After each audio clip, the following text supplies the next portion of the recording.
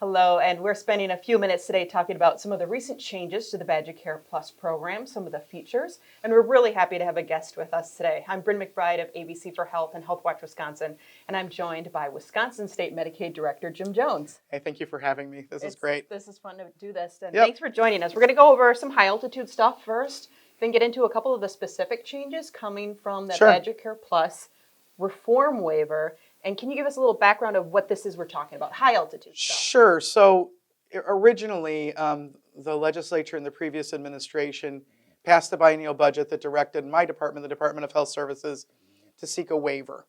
That waiver included a number of different pieces, but a big part of it was to make sure that we covered childless adults and parents up to 100% of poverty.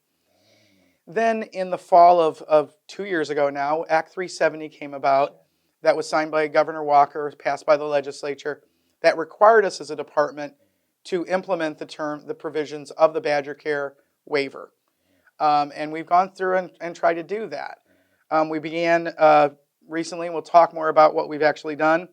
We did include in our budget with Governor Evers last year a repeal of these provisions, specifically community engagement premiums, ER copays, and a couple others, because we felt that they unfairly targeted the poor. Sure. But that didn't pass.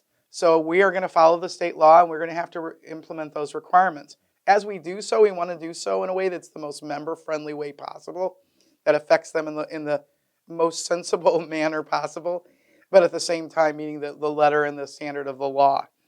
And so as we move forward, this is kind of where we find ourselves now. And when you say member-friendly, we're talking BadgerCare Plus members. We're talking BadgerCare Plus members, for the most part, childless adults. Sure. Those individuals who aren't parents of the minor children, who aren't pregnant, aren't disabled, and aren't elderly. Sure. Let's get into one of the big provisions. Sure. That's more of the cost sharing Sure. part of this, and this is impacting childless adults, Sure. not any other parts of the BadgerCare membership. And talk to us a little bit about the premium provision. The premium provision that was in the waiver and is in the state law requires childless adults who have income that's greater than 50% of the poverty level, up to 100% of poverty, Sure. to pay a premium each month in order to maintain their eligibility. Sure. And this attaches for the first time when you either renew or you're applying newly, and this is after, what's the effective date for this change? We put this in place on February 1st of this year.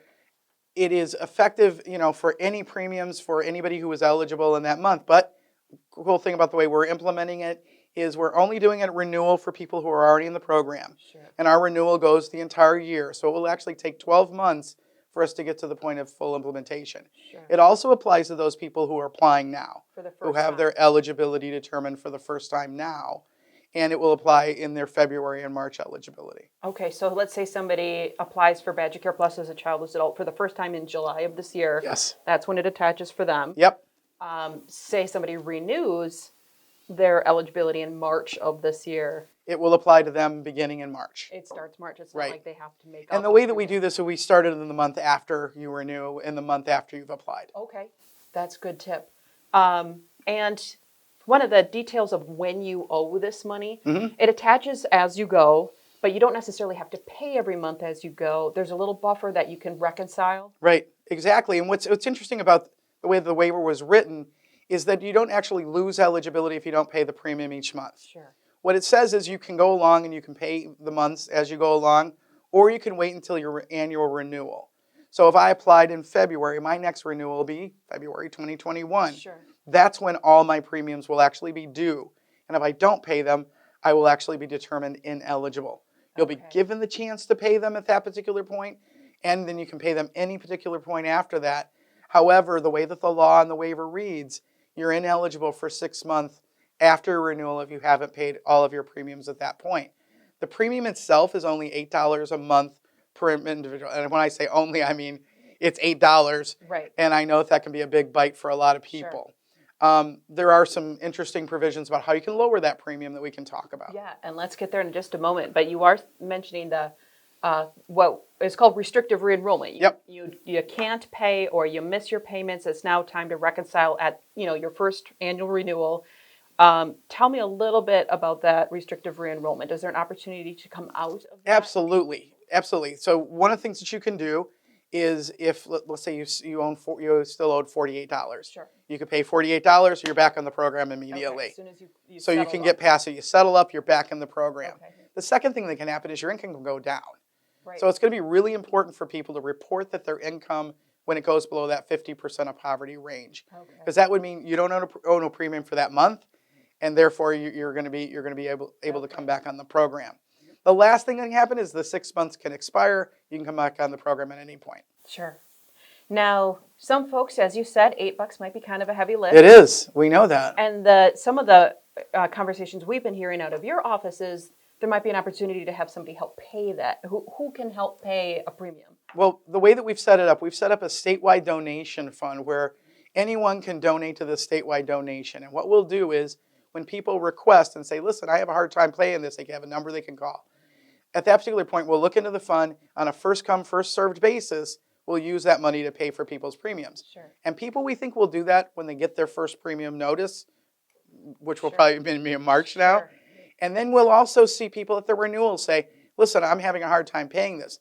And if we go to the fund and there's money there, then we will pay their premiums and we'll make them whole. Sure. If during the year you say I needed help, we'll pay it until your next renewal. Sure. Other ways to not only have somebody help pay the premium, but you did mention there are ways to reduce that premium down from $8. Yeah. And part of that is the health survey, the healthy behaviors, Right. which is new. It's not a condition of eligibility, Nope. but it's new and could help out. Why don't we give the high altitude explanation of what the health survey is? So what the health survey is, it's a number of questions that an individual can answer. We allow you to do it online on the internet. You can do it through the My Access app. Sure. Or you can do it by calling our enrollment broker, and we give that number at the end of the video. Sure. But as we talk about that, as you look at your healthy behaviors, you're asking a number of questions, and they really relate to, do you exercise? Do you use your seatbelt? Sure. Do you go for walks?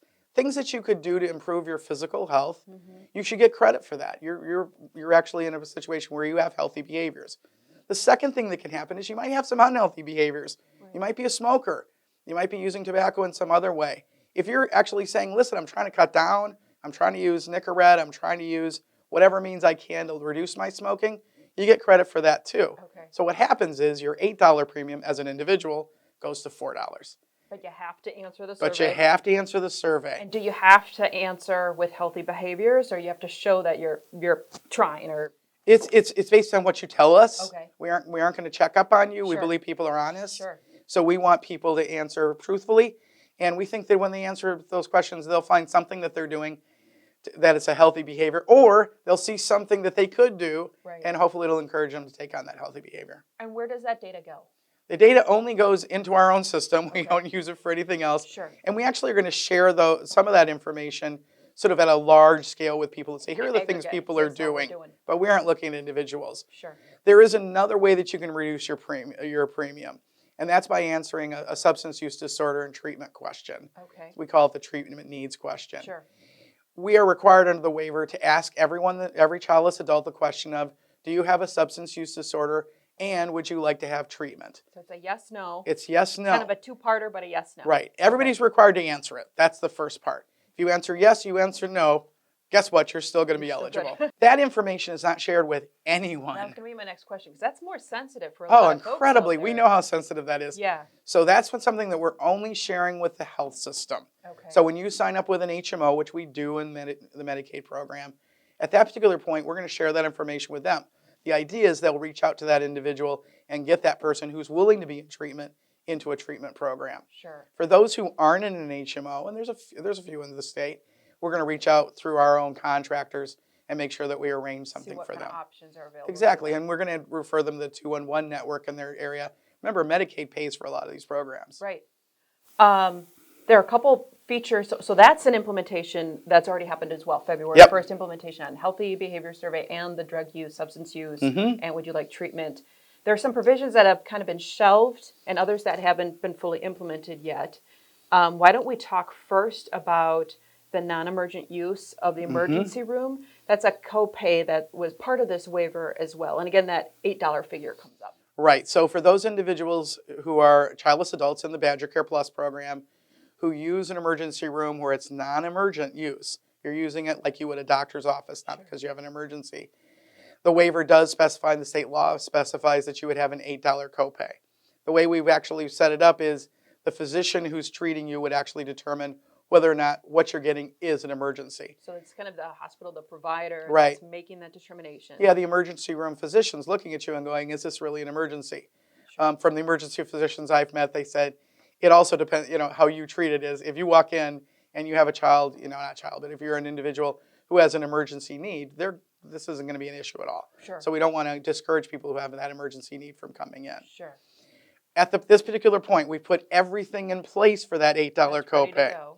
However, we had some additional requirements that are federal that don't allow us to collect copays that are more than 5% of a person's income. Sure. We need to actually put in place a system that measures the total amount of those copayments, and we weren't able to do that until July 1st of this year. Okay. So this emergency room copay is in place, Ready to but go. we can actually put it in place and make people, it really apply to people until the 1st of July. Because the consequences of not following that federal rule, if you can't measure it, you can't prove that you're actually following it. Exactly. So this is a little buffer to make And by sure. adding that $8 on, it's way more than the 50 cents we were asking for drugs or $1 we were asking for drugs. And yeah, and this is a lot of like the pharmaceutical copay, some of Mm-hmm. the, what could be office visits, however it could parse Right. out over the population. And 5% of a person at 50% or 25% of poverty is a very low number. Right. So we have to make sure that we never go over that. And the way that will work is we'll have a number. Once you hit up against that number, we'll be telling your provider, do not collect a copay no matter what. Right. And again, that was only childless adults, not Only there. emergent use of Yep. the emergency That's room. the only thing we're doing. So let's talk about the other provision that was part of this waiver that impacts the whole BadgerCare population. Sure. And that was the substance use disorder treatment. It's Yes. broader than childless adults. It's broader than BadgerCare. It's broader all of than it's all of Medicaid. And that was, the wheels were turning. There was a provider memo that went out at the end of 2019 encouraging providers to Mm-hmm. become more or less certified to be part of this program, of this benefit, this feature. And that was getting ready for a February 1st implementation, but then the department had to step back and do a little bit more research and some rate setting. And tell us a little bit where this is. Where it is right now is we're working extensively with our providers and our stakeholders to make sure that we have a benefit that's completely braided in with the environment and the infrastructure that's out there. We realized that some of our providers were not ready for this kind of billing that they would need to be doing, that we need to think about our rate in terms of how does it fit with rates that are being set by counties, how does it fit in with grants that are being done by SAMHSA and by our own Department of Health Services, Division of Care and Treatment Services. So we saw that the pieces were not fitting together as smoothly as we wanted them to. Right. And instead of pushing something in place that could have broken something, we actually took a step back and said we need to talk to our stakeholders more closely. We need to work with our providers so we fully understand what's going on here to make sure that we're doing great things for our members and not in any way, shape, or form putting anybody in jeopardy. And can you give us a little better idea of what this benefit is? What does it cover? We cover substance abuse treatment or substance use disorder treatment for everybody in Medicaid. We were precluded from providing it to individuals who are in what's called Institutes for Mental Disease. Yeah. Basically, federal law says you can't spend federal money on people in this kind of an institution. Sure. What we did was we got an exclusion from the income of the IMD requirement so that we could actually receive federal funding for it. Right. So so we could get residential treatment. It's literally, we can now provide this treatment in this one place. Sure. We've been providing it in a lot of places up till now.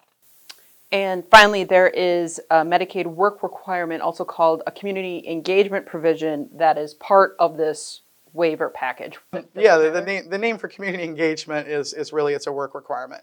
And what was in the waiver and what's in the state law is a requirement that individuals who are childless adults under the BadgerCare program would be required to work 80 hours or more per month, or be involved in employment and training or volunteer work 80 or more hours a month. Sure. And there are exclusions from that. There are exclusions. There are exemptions for certain particular groups, people with disabilities, people who have reasons why they cannot work, people who are near disabled, those kinds of groups.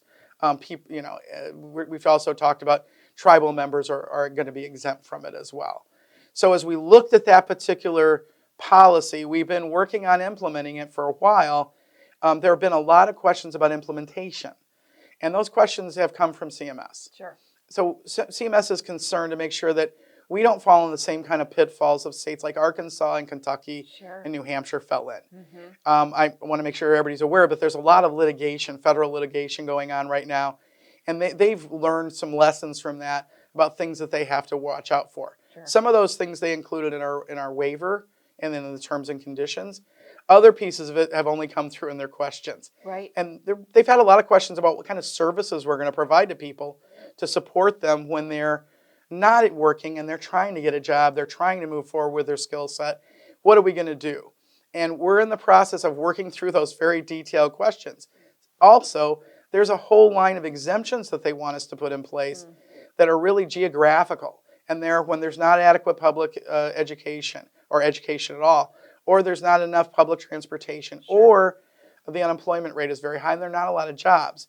So we've been working through what the methodology for those factors will be in a way that we think will satisfy across the board everyone, what's a reasonable approach to exemptions. And the community engagement piece was one of the most contentious pieces of this waiver. And as you said, it's a function of, other states that we've seen a couple examples out of, Arkansas, Kentucky. Exactly, and there's a number of states who have backed out of it now. Indiana and Arizona, others have backed out of it. We aren't in that particular place. We're in a place where we're trying to work through the implementation issues. And talking with CMS. Yeah, and we heard from a lot of people that the number one thing we have to do is do this in a very thoughtful, methodical manner so that people are aware of it, that the rules are simple to understand, that everybody's on the same page, and that as we implement it, it works for everyone and that it's really well supported. Okay. We've got viewers out there wondering how they can be a piece of this. We don't want to lose people from benefits. We don't want to lose the members we have. We want to bring people who are eligible to the program. What role can we play? Well, number one, we want to make sure that the Medicaid and BadgerCare program continue to focus on its primary goal, which is really paying for benefits, medical services for people who can't pay for it, for those who don't have the financial resources or opportunities to pay for those services. So as we talk about this, one of the things to do is get the message out that you can pay your premium with the renewal. We're not kicking you off, that the premium is really $8, but it can be $4 a month, that there's help that we can provide you through this statewide donation so that we can help pay for your premiums. We want you to be aware that you can call us and we'll talk you through the process of hardship. We'll talk you through the process of getting that help. We'll tell you how to do this. We try to make it really easy for people to pay that premium. So we try to make it, it's check or money order if you want, but we also made it so it's part of your mobile app. So that you can go on the My Access app and just, enter your information just as you do with Venmo and all the other apps that are out there. We've also made it possible to pay online on the internet as well. So we try to make it simple. Time that is by allowed far. As well. Yeah, we've tried to make a lot of innovations and try to make this as easy as possible. Same thing with the health survey. Try and put it on My Access. Make it, you're sitting waiting for the bus, waiting to go to work. You can look at your phone. You can answer a few questions and you're done.